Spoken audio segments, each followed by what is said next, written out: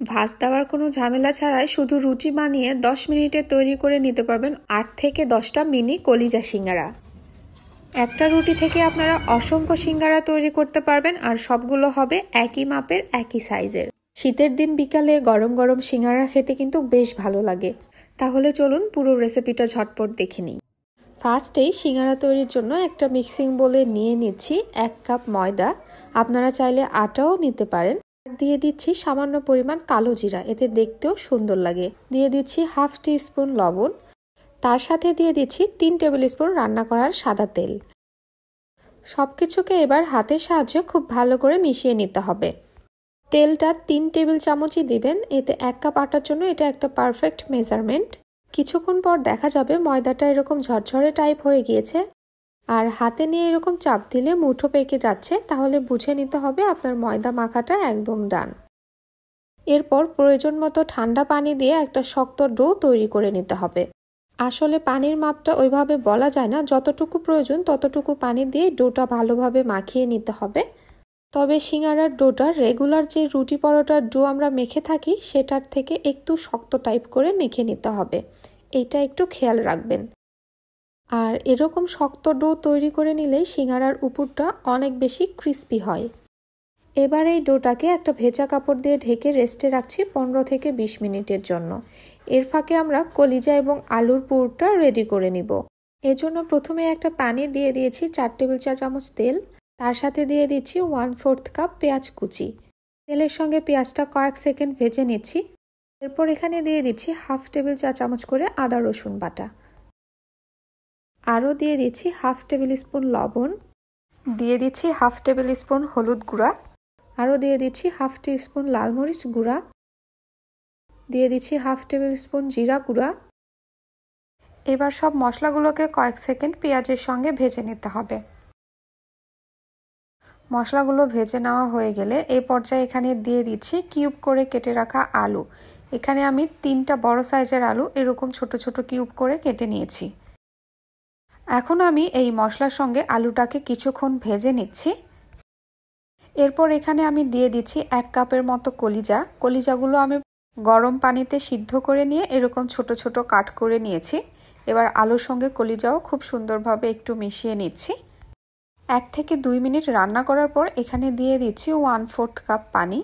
এতে আলু এবং কলিজা খুব সুন্দরভাবে সিদ্ধ হয়ে যাবে আর মশলা থেকে গন্ধও চলে যাবে। আর ঢাকনা দিয়ে ঢেকে রাখছি 5 থেকে 6 মিনিটের জন্য। 5 মিনিট পর আমি ঢাকনাটা তুলে নিচ্ছি, আর এই পর্যায়ে আলু কলিজা দুটোই খুব ভালোভাবে সিদ্ধ হয়ে গিয়েছে। আর কিছুটা পরিমাণ আলু আমি এভাবে ম্যাশ করে দিচ্ছি, তাহলে এই পুরটা অনেকটা একটু আঠালো টাইপ হবে এবং খেতেও ভালো লাগবে। এই পর্যায়ে পুরটা একদম হয়ে এসেছে, আর হওয়ার আগ দিয়ে আমি এখানে দিয়ে দিচ্ছি কিছুটা কাঁচামরিচ কুচি আর 1/4 টেবিল স্পুন গরম মশলা গুঁড়া। এতে কলিজার পুর থেকে খুব সুন্দর একটা ফ্লেভার ছড়ায়। আবারও একটু নেড়ে চেড়ে মশলাটা মিশিয়ে আমি এই পুরটা চুলা থেকে নামিয়ে ঠান্ডা করে নিচ্ছি। আর পুরটা এদিকে ঠান্ডা হতে থাক, আর এদিকে আমাদের ডোটা রেস্টে রাখার ফলে জড়তাটা কেটে গিয়েছে। এবার ডোটা আবারও একটু হাত দিয়ে মাখিয়ে নিয়ে আমি একটা বোর্ডে নিয়ে নিচ্ছি। এবার এই ময়দা থেকে আমি 3টা ভাগ করে নিচ্ছি। এই 3টা ভাগ থেকেই আমি 20 থেকে 25টা মিনি সিঙ্গারা তৈরি করে নিব। আজকের সিঙ্গারা বানানোর টেকনিকটা একটু অন্যরকম। কোনোরকম ভাঁজ দেওয়ার ঝামেলা ছাড়াই একটা বড় সাইজের রুটি বানিয়ে আমি সেখান থেকেই 8 থেকে 10টা সিঙ্গারা তৈরি করে নিব। তো এখানে আমি একটা বড় সাইজের রুটি বানিয়ে নিয়েছি। এবার রুটিটাকে একটা নাইফের সাহায্যে 8 ভাগে ভাগ করে নিচ্ছি। ডোটা যেহেতু শক্ত করে একটু মেখেছি, এজন্য কেটে নিতে অনেক ইজি হবে। এবার যে কলিজার পুরটা আমরা রেডি করে রেখেছিলাম পরিমাণ মতো এর উপর দিয়ে দিচ্ছি। বেশি পরিমাণে পুর দিবেন না, তাহলে সিঙ্গারা থেকে কিন্তু পুরগুলো বের হয়ে যাওয়ার সম্ভাবনা থাকে, তাই পরিমাণ মতোই দিতে হবে। এবার এর 4 সাইড দিয়ে আমি পানি লাগিয়ে নিচ্ছি, এতে সিঙ্গারাগুলো ভাঁজ দেওয়ার ক্ষেত্রে খুলে আসবে না, সুন্দরভাবে আটকে থাকবে। এবার এই ত্রিভুজের সামনের অংশটা টেনে পেছনের দিকে এভাবে সিল করে দিচ্ছি। দেখে নিশ্চয় বুঝতে পারছেন কাজটা কিভাবে করছি। আপনারা যদি একবার এই ওয়েতে সিঙ্গারা তৈরি করেন তাহলে আপনারা বারবার সিঙ্গারাটা তৈরি করতে থাকবেন, বিকজ এটা তৈরি করা অনেক সহজ। এবার দুপাশের মুখ এভাবে লাগিয়ে দুপাশ থেকে এভাবে সিল করে নিচ্ছি। এখানে আপনাদের বলে বোঝানোর মতো কিছুই নেই, দেখে বুঝে নিতে হবে। এভাবে করে সবগুলো সিঙ্গারা এক এক করে বানিয়ে নিব। আপনাদের যাতে বুঝতে একটু সুবিধা হয় সেজন্য আমি আরও একটা সিঙ্গারা এভাবে ভাঁজ দিয়ে দেখিয়ে দিচ্ছি। সবগুলো সিঙ্গারা বানিয়ে নেওয়া হয়ে গিয়েছে। এভাবে করে সিঙ্গারা বানিয়ে আপনারা যে কোনো এয়ারটাইট বক্সে ডিপ ফ্রিজে সংরক্ষণ করতে পারবেন প্রায় 1 মাসের মতো। হুটহাট বাসায় যখন মেহমান আসবে তখন ইনস্ট্যান্ট ভেজে পরিবেশন করে নিতে পারবেন।